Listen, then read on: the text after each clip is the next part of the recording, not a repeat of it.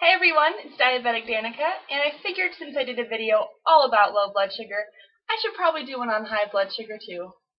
Now, I feel like high blood sugar isn't as fun to talk about as low blood sugar. Maybe it's just me. I don't know. I don't like to be high, obviously. But here's a couple of my thoughts on the matter. The main symptom that I notice when I'm high is the intense thirst. Like, you don't know thirsty until you've been high. Blood sugar. Keep that. High blood sugar. Basically, it's like your mouth feels super dry, and I always have like this weird taste in my mouth too if I'm super high at least. Like, I don't even know what it tastes like. It's just blah, and you just want it out, and it's like thick and gross. So, you just want to drink lots of water, but this is actually a good thing because you actually need lots of water when you're high. And of course, with all that drinking comes all that urinating. Like a lot. Because if you're really high, you might have ketones, and if you have ketones, you want to flush all those out with lots of fluid. And so really it's good that you're thirsty because that's what you need. Side note, I think it's really cool that your body like totally knows what it needs. Like when I'm low, I get really hungry and I need carbs, so that's perfect. And when I'm really high, I get really thirsty and I need water. So it's like, wow, human body, you were made well. So basically, as I said in my low video where every food tastes amazing when you're low, it's the same thing when you're high but with water. So when I'm high, literally water is the best tasting thing I've ever had. It is so good and it's so refreshing and cold and it's just like, water, you are so good. So just imagine the thirstiest you've ever been, and that's me with high blood sugar. Another thing with high blood sugar is that if you're high for a long time or really high, you might get ketones, which I think are protein deposits in your urine, some type of thing like that, where your body's trying to flush it out, and it's not good for your body.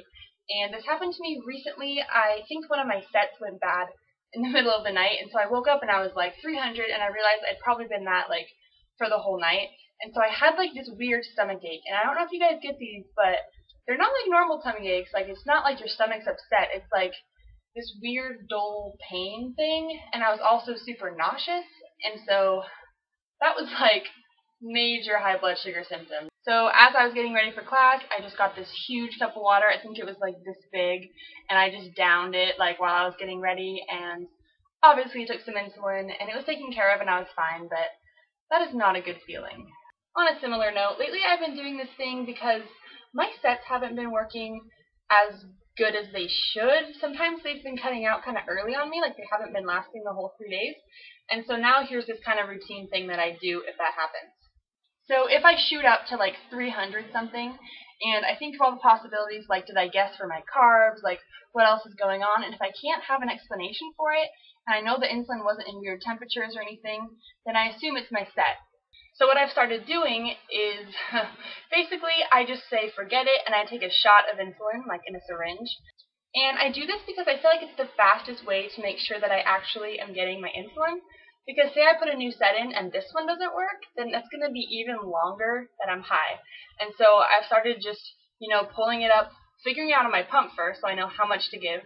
And then I pull it up in a syringe and I give myself a shot.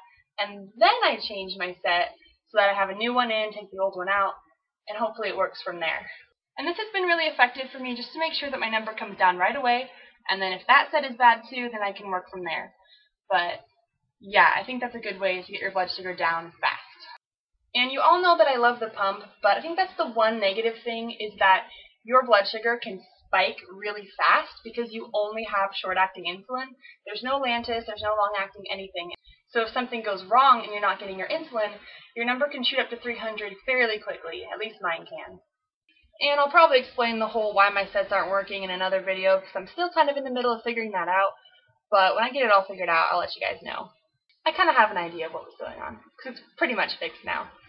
And if you're wondering what my highest blood sugar ever was, I believe maybe just one time, maybe 2 times, my meter has just said hi. And I was like, hello to you too, but what's my blood sugar?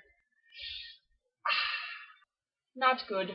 Not good at all. So yeah, the most important thing with high blood sugar is that you just get some insulin in you. Like, exercise can lower blood sugar, yeah, but if you have ketones, you're not supposed to do that. So I say insulin would be the best way for that. Alright, so those are all my thoughts on high blood sugar at the moment. I hope you guys enjoyed it. If you liked it, give it a thumbs up. Don't forget to subscribe, and stay tuned for a shout out. Bye! Shout out!